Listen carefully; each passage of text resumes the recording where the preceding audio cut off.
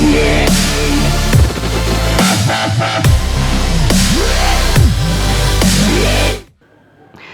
Students, आज का जो वीडियो होने वाला है ये class 12 book RD. Sharma chapter 19 indefinite integrals का लेक्चर 21 का वीडियो होने वाला है। और आज हम एक्सरसाइज 19.3 के क्वेश्चन नंबर 15 और इसके आगे क्वेश्चंस को डिस्कस करेंगे।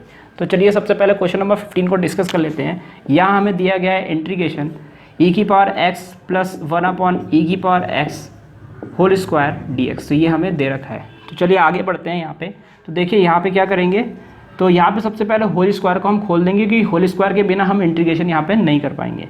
तो चलिए यहाँ पे हम होल स्क्वायर खोल देते हैं। तो a प्लस बी का होल स्क्वायर है ये, जो कि हो जाएगा a स्क्वायर यानी कि ये प्लस b स्क्वायर यानी कि 1/e⁴2x, ये a square plus b square हो गया, प्लस यहाँ पे हो जाएगा 2ab। तो यहाँ पे 2ab हो जाएगा, a और b आपस में मिलकर एक दूसरे को काट देंगे। क्यों काटेंगे, तो ये a की वैल्यू है, ये आपकी b की वैल्यू है, और यहाँ से क्योंकि e⁴x से e⁴x कैंसिल हो जाएगा तो सिर्फ यहाँ पे 2 बचेगा और कुछ नहीं बचेगा।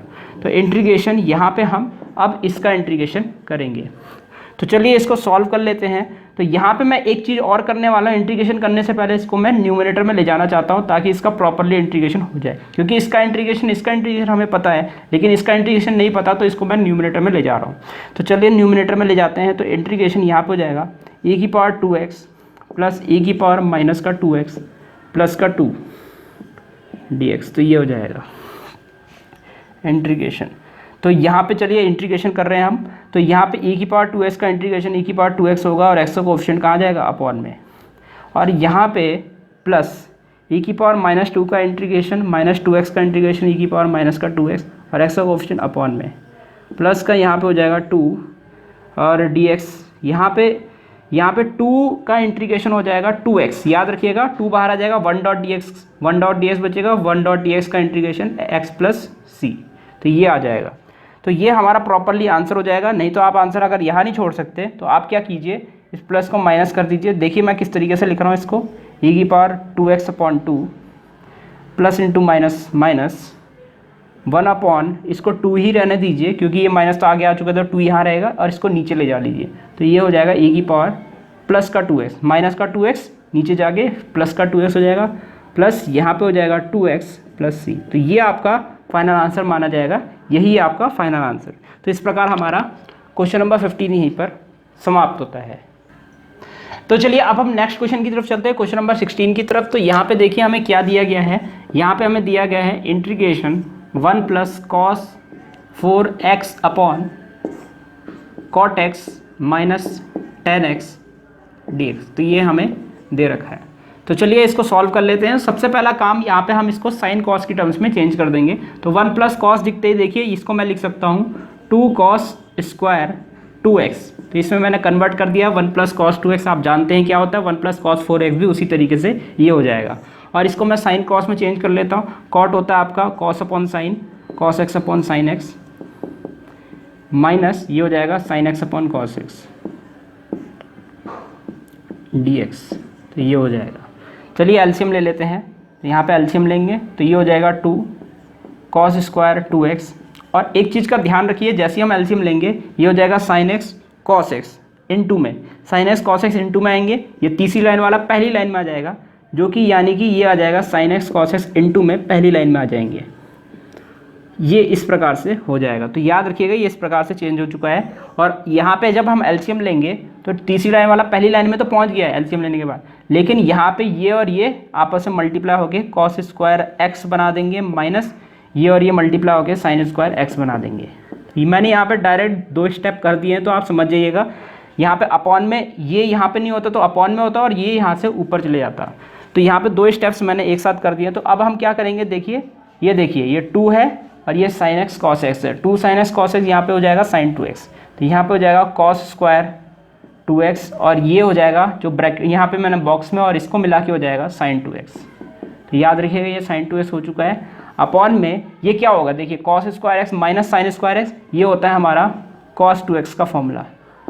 तो यहाँ पे फ़ायदा ये हुआ कि cos 2x डिनोमिनेटर वाला कैंसिल हो चुका है, न्यूमिनेटर के cos 2x से एक कैंसिल हुआ है। तो यहाँ पे देखिए क्या बचा, इंटीग्रेशन यहाँ पे बचा हमारा cos 2x sin 2x dx। तो ये बचा।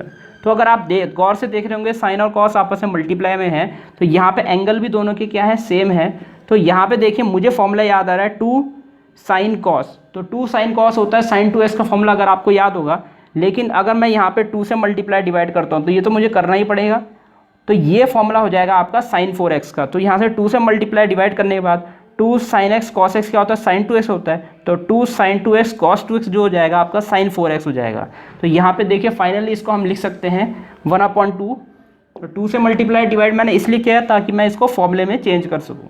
तो यहाँ पे 1/2 बाहर है, इंटीग्रेशन देखिए किसका हो जाएगा, यहाँ पे इसको लिख सकते हैं हम sin 4x। तो यहाँ पे हो जाएगा इंटीग्रेशन sin 4x dx। तो यहाँ पे sin 4x क्या हो जाएगा, माइनस का cos 4x/4 हो जाएगा इसका इंटीग्रेशन। तो यहाँ पे हो जाएगा माइनस का cos 4x, यहाँ पे 2 पहले से ही है और इसके इंटू में x का कोफिशिएंट अपॉन में प्लस का c। तो इसका फाइनल आंसर हो गया माइनस का cos 4x/4 2 8 प्लस c। तो ये आ जाएगा हमारा। तो ये हमारा फाइनल आंसर हो जाएगा इस वाले क्वेश्चन के लिए। तो इस प्रकार हमारा क्वेश्चन नंबर 16 यहीं पर समाप्त होता है। तो चलिए अब हम क्वेश्चन नंबर 18 की तरफ चलते हैं। तो क्वेश्चन नंबर 17 जो है उस तरीके के हमने काफ़ी सारे क्वेश्चंस प्रैक्टिस कर रही है, तो आप उनको होमवर्क कर लीजिएगा। फिर भी अगर आपका कोई डाउट है, मैंने डिस्क्रिप्शन बॉक्स में यहाँ पे टेलीग्राम नंबर दिया हुआ है, तो आप टेलीग्राम में आके मुझे कोई भी डाउट वहाँ पे पूछ सकते हैं। तो चलिए हम यहाँ पे क्वेश्चन नंबर 18 को सॉल्व कर लेते हैं। तो यहाँ पे हमें गिवन है integration tan square 2x - 3 dx। तो सबसे पहले मान लीजिए ये tan स्क्वायर कैपिटल X है, तो tan स्क्वायर कैपिटल X का इंटीग्रेशन हमें वैसे भी नहीं पता होता, तो हम क्या करते हैं उसको चेंज कर देते हैं sec स्क्वायर कैपिटल X -1 में। तो हम अगर उसमें चेंज कर देंगे तो इसका इंटीग्रेशन काफ़ी आराम से हो जाएगा।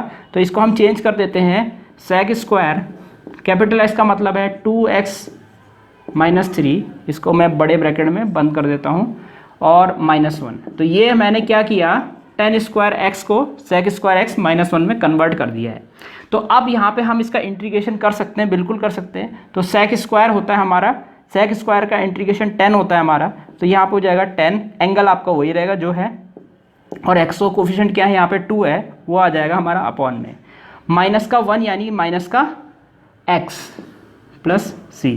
तो ये हमारा प्रॉपर आंसर हो जाएगा इस वाले क्वेश्चन के लिए। तो उम्मीद है आपको समझ में आ गया होगा, ये 1 नंबर का ही आएगा पेपर में, उससे ज़्यादा नंबर का नहीं आएगा। तो पहले क्या किया आपने, tan स्क्वायर कैपिटल X को sec स्क्वायर कैपिटल X -1 में कन्वर्ट किया। अब इसका इंटीग्रेशन बड़े आराम से हुआ, sec स्क्वायर 2x - 3 का इंटीग्रेशन हो जाएगा tan 2x - 3 x का कोफिशिएंट अपॉन में 1 का इंटीग्रेशन x हो गया प्लस c हो गया। तो ये आपका आंसर हो जाएगा क्वेश्चन नंबर 18 के लिए। तो इस प्रकार हमारा क्वेश्चन नंबर 18 यहीं पर समाप्त होता है। तो चलिए अब हम यहाँ पे 19th क्वेश्चन की तरफ चलते हैं। तो यहाँ पे देखिए आपको गिवन क्या है, यहाँ पे इंटीग्रेशन 1/cos स्क्वायर x दिया गया है और अपॉन में 1 - tan x whole square dx। तो ये हमें दिया गया है। तो सबसे पहले अगर आप देखेंगे यहाँ पे हमें 1/cos स्क्वायर दे रखा है, तो 1/cos स्क्वायर को हम क्या लिख सकते हैं, sec स्क्वायर लिख सकते हैं। तो इंटीग्रेशन 1/cos स्क्वायर को मैंने यहाँ पे sec स्क्वायर x लिख दिया है, और अपॉन में यहाँ पे बचेगा हमारा 1 - tan x का होल स्क्वायर। अब देखिए यहाँ से मैं इसको कैसे सॉल्व करूँगा, इसको मैं यहाँ पे टी टाइप मेथड से सॉल्व करूँगा। कैसे में, देखिए वो जो नया मेथड मैंने बताया इसको हम उसी तरीके से सॉल्व करने वाले हैं जो मेथड 2 मैंने आपको बताया था कुछ क्वेश्चन पहले। तो यहाँ पे हम क्या करेंगे, गौर से देखिएगा, यहाँ पे क्या है, न्यूमिनेटर में sec स्क्वायर x है। तो यहाँ पे न्यूमिनेटर में हमारा क्योंकि sec स्क्वायर x है, और sec स्क्वायर x किसका डिफ्रेंशिएशन होता है, tan x का डिफ्रेंशिएशन होता है। तो यहाँ पे मैं tan x को t रख दूंगा, याद रखिएगा यहाँ पे मैं tan x को t रख दूंगा। तो यानी कि अगर मैं tan x को t रखूंगा तो उसका डिफरेंशिएशन हो जाएगा sec स्क्वायर x dx, और वहाँ से मैं अगर dx की वैल्यू निकालता हूँ तो वो dt/sec स्क्वायर x बनेगा। तो पूरा क्वेश्चन हमारा t में चेंज हो जाएगा। टी मेथड जो होता है, टी टाइप मेथड जो होता है, वो पूरे क्वेश्चन को x से t में कन्वर्ट कर देता है, और जैसे ही वो t में कन्वर्ट होता है उसका इंटीग्रेशन करना आसान हो जाता है। तो ये चीज़ आपको ध्यान रखनी है। टी टाइप मेथड इसी तरीके का मेथड है जिसमें हम जिस भी टर्म को t पुट करेंगे उससे हमारा क्वेश्चन जैसे ही t में कन्वर्ट होगा उसका इंटीग्रेशन आसान हो जाएगा। तो यहाँ पे देखिए, अब मैं अगर tan x को t रखता हूँ तो उसका डिफ्रेंशिएशन ऊपर मौजूद है। याद रखिएगा t हम किसको रखते हैं, टी हम उसको रखते हैं जिसका डिफरेंशिएशन न्यूमरेटर में मौजूद हो। यहाँ पे मैं 10x को टी इसलिए रख रहा हूँ क्योंकि 10x का डिफरेंशिएशन sec स्क्वायर x होता है और वही टर्म हमारी न्यूमरेटर में मौजूद है, क्योंकि वो बड़े आराम से कैंसिल हो जाएगी। तो याद रखिएगा टी हम उसी को रखेंगे। लेकिन मैं यहाँ पे कैलकुलेशन को आसान बनाने के लिए मैं 10x के साथ साथ यहाँ पे 1 माइनस 10x यानी कि इस पूरी टर्म को, ये ब्रैकेट के अंदर जो पूरी टर्म है, इसको टी रखने वाला हूँ। इससे मेरी कैलकुलेशन आसान हो जाएगी। हालांकि मैं 10x को अगर मैं टी पुट करता हूँ तब भी ये क्वेश्चन सॉल्व हो जाएगा, लेकिन कैलकुलेशन थोड़ी सी मुश्किल हो जाएगी। तो यहाँ पे मेन जो फंक्शन है टी में रखने वाला वो है 10x, लेकिन अगर आप इसके साथ कांस्टेंट वाली टर्म को भी ले लेते हैं तो यहाँ पे क्या होगा, क्वेश्चन आपका आसान हो जाएगा और इससे क्वेश्चन में फर्क भी नहीं पड़ेगा, क्योंकि 10x का डिफरेंशिएशन क्या होगा, sec स्क्वायर x हो जाएगा और आपको कांस्टेंट का डिफरेंशिएशन तो पता ही है जो कि 0 होता है। तो यहाँ पे कांस्टेंट से फर्क नहीं पड़ने वाला क्योंकि उसका डिफरेंशिएशन 0 होता है। तो यहाँ पे मैं आपको बता देता हूँ, यहाँ पे मैं इस ब्रैकेट के अंदर वाले को टी पुट कर रहा हूँ। तो 1 माइनस 10x, इसको मैंने क्या रख दिया है, टी रख दिया है। तो x के रिस्पेक्ट में डिफरेंशिएट करेंगे t का, तो यहाँ पे 1 का डिफरेंशिएशन 0 हो जाएगा, जैसे कि आप जानते ही हैं 1 का डिफरेंशिएशन 0 हो जाएगा x के रिस्पेक्ट, और ये माइनस 10x का डिफरेंशिएशन sec स्क्वायर x आ जाएगा। तो यहाँ पे क्या होगा, ये हो जाएगा dx, यहाँ से याद रखिएगा dx की वैल्यू निकालेंगे तो dx ऊपर आ जाएगा, sec स्क्वायर x नीचे आ जाएगा, तो माइनस का dt upon sec square x। Obvious ही बात है, माइनस का sec स्क्वायर x आएगा, माइनस को हम ऊपर ले गए तो ये, इसको बॉक्स में बंद कर दीजिए और इसको भी बॉक्स में बंद कर दीजिए। अब पूरा क्वेश्चन देखिए टी में चेंज होने वाला है। तो इसको हम देखिए क्या लिखेंगे, देयरफॉर इंटीग्रेशन, यहाँ पे न्यूमिनेटर में हो जाएगा sec स्क्वायर x, अपॉन में यहाँ पे देखिए ये हो जाएगा टी स्क्वायर, गौर से देखिए ये टी का स्क्वायर हो जाएगा, और इनटू यहाँ पे हो जाएगा माइनस dt, यानी कि dx की वैल्यू हम रख रहे हैं minus dt upon sec square x। तो ये यहाँ पे इससे कैंसिल हो गया, तो यहाँ पे आ जाएगा माइनस का इंटीग्रेशन माइनस का 1 अपॉन टी स्क्वायर dt। तो देखिए सारा क्वेश्चन टी में कन्वर्ट हो गया और इसका इंटीग्रेशन आप बड़े आराम से जानते हैं। इसका इंटीग्रेशन क्या होता है, यहाँ पे हो जाएगा आपका प्लस का 1 अपॉन टी प्लस सी। तो क्योंकि यहाँ -1 था तो ये +1 में चेंज हो गया, 1 से पावर घट जाएगा t की पावर 1 और ये वाला नंबर आगे आ जाएगा। तो 1 को तो लिखने की ज़रूरत ही नहीं है, यही है हमारा। तो अब हम क्या करेंगे, हमारा इंटीग्रेशन तो हो चुका है, अब हम यहाँ पे t की वैल्यू जो कि x की टर्म्स में इसको पुट कर देंगे।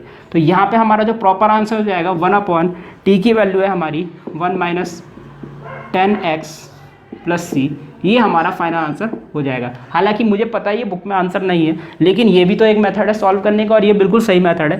पेपर में किसी को नहीं पता, टीचर को भी नहीं पता कि यहाँ पे इसका आंसर बुक में ये दिया गया है। वो प्रोसीजर देखेगा, आपने सही किया तो आपको फुल में से फुल नंबर देगा। तो यही इसका प्रॉपर आंसर है। तो याद रखिएगा, जरूरी नहीं है कि बुक वाले आंसर से मैच कराना ही कराना है। इसी तरीके से जाके ये छोटा मेथड भी है, जल्दी भी सॉल्व हो जाता है और ये 2 नंबर से ऊपर का नहीं आएगा पेपर में। तो याद रखिएगा, इंटीग्रेशन की जो स्टार्टिंग की एक्सरसाइज है उसमें 1 या 2 नंबर के क्वेश्चन ही आपको मिलेंगे, लास्ट की एक्सरसाइज में आपको 4 या 6 नंबर के क्वेश्चंस मिल सकते हैं। तो याद रखिएगा कैसे करना है। यहाँ पे देखिए ये प्रैक्टिस कर लीजिए कि टी किसको पुट करना है, टी उसको पुट करना है जिसका डिफरेंशिएशन न्यूमरेटर में मौजूद हो।